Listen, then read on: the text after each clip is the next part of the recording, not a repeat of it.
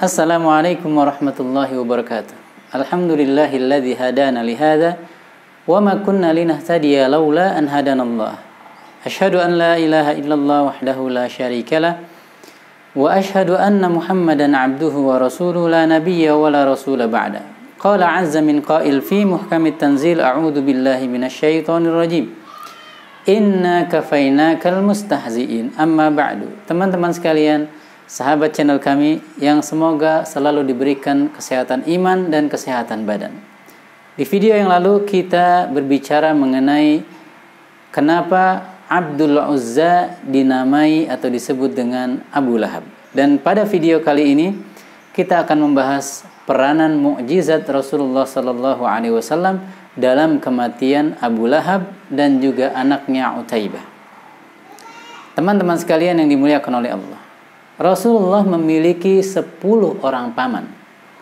4 diantaranya mengalami atau menjumpai masa kenabian Rasulullah SAW. 2 diantaranya masuk Islam, Hamzah dan Al-Abbas. Hamzah lebih dulu, baru kemudian Al-Abbas. 2 yang lainnya tetap dalam kekufurannya hingga mereka meninggal dunia. Abu Thalib yang selalu menolong Rasulullah dan Abu Lahab yang selalu menyerang dan menyakiti Rasulullah. Abu Lahab ternyata saat perang Badar terjadi, ia tidak ikut hadir dalam peperangan tersebut. Entah kenapa. Yang jelas dia meminta dan memerintahkan Al-As ibn Hisham untuk menggantikan posisinya dalam pasukan perang tersebut. Apa kata dia kepada Al-As ibn Hisham? Ikfini hadzal ghazwa wa atruku laka ma'alaika.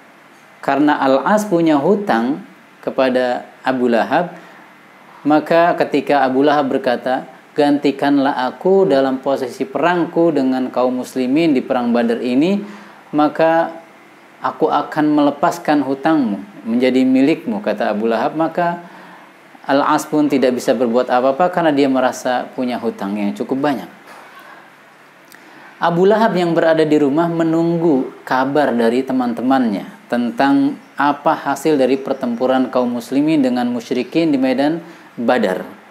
Datanglah Abu Rafi' atau Abu Rafi' yang merupakan maula Rasulullah, sebelumnya adalah asisten rumah tangga daripada Al-Abbas, memberikan kabar bahwa kaum muslimin diberikan kemenangan oleh Allah.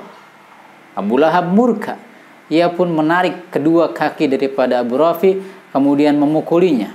Ummul Fadl atau Ummul Fadl, ya, yang merupakan istri daripada Al-Abbas, marah melihat asisten rumah tangganya dipukuli, dan ia membalas Abu Lahab dengan memukul bagian kepalanya hingga terluka.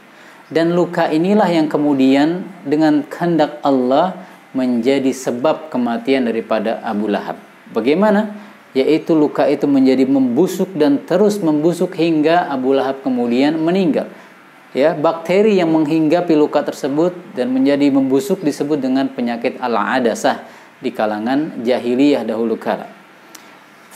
Penyakit yang mirip-mirip dengan taun, yang mana kaum Quraisy sangat-sangat antipati dan takut dengan penyakit tersebut, hingga apa?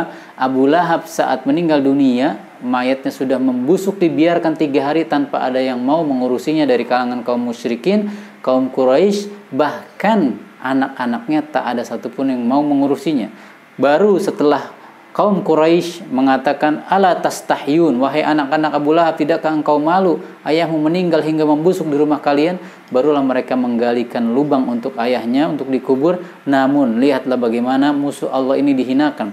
Ia tidak diangkat, tidak dimandikan, tidak diangkat dengan tangan, melainkan didorong dengan atau ditarik dengan kayu, kemudian dijerumuskan ke lubang kuburnya, dan dalam satu riwayat dikatakan dilempari dengan batu untuk mengurug atau mengkubur lubang tersebut. Dalam riwayat lain dikatakan ia diberikan lubang di bawah tembok, kemudian tembok itu dirobohkan. Na'udzubillah. Inilah bagaimana musuh-musuh Allah dimatikan oleh Allah Subhanahu wa taala dengan perantara mukjizat Rasulullah sallallahu alaihi wasallam. Teman-teman sekalian yang dimuliakan oleh Allah, Abu Lahab dikatakan memiliki 4 orang anak, sebagaimana dalam kitab Dzakhairul Uqba fi Manaqibi Dzawil Qurba. Anaknya bernama Utbah ibn Abi Lahab, kemudian Mu'attab ibn Abi Lahab, kemudian Durrah ibn Abi Lahab. Yang ketiganya semua menjadi sahabat Nabi karena masuk Islam. Utbah ibn Abi Lahab dan Mu'attab ibn Abi Lahab masuk Islam pada saat Fathu Makkah sebelumnya atau sebelumnya sempat kabur, lalu didatangi oleh Nabi dan kemudian didakwahi untuk masuk Islam, dan mereka masuk Islam, bahkan membuktikan keislamannya dengan ikut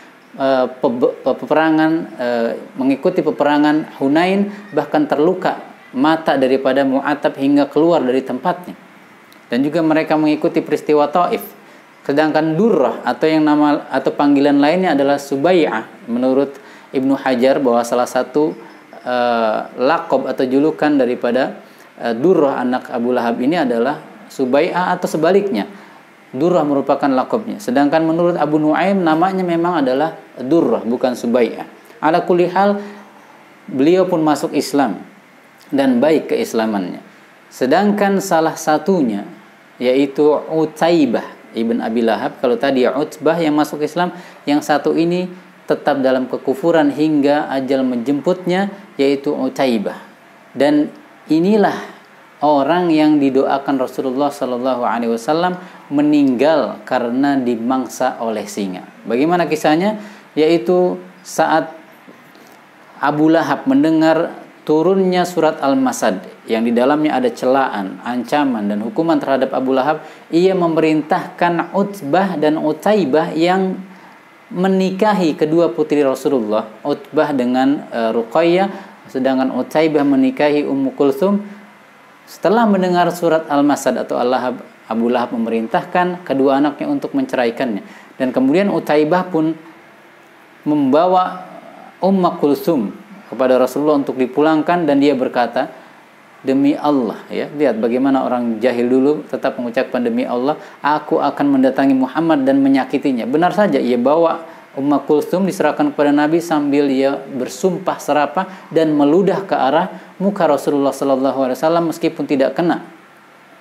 Lalu apa? Rasulullah saat itu murka dan berdoa, Allahumma sallit alaihi kalban min kilabika. Ya Allah, datangkanlah anjing daripada anjing-anjing ciptaanmu.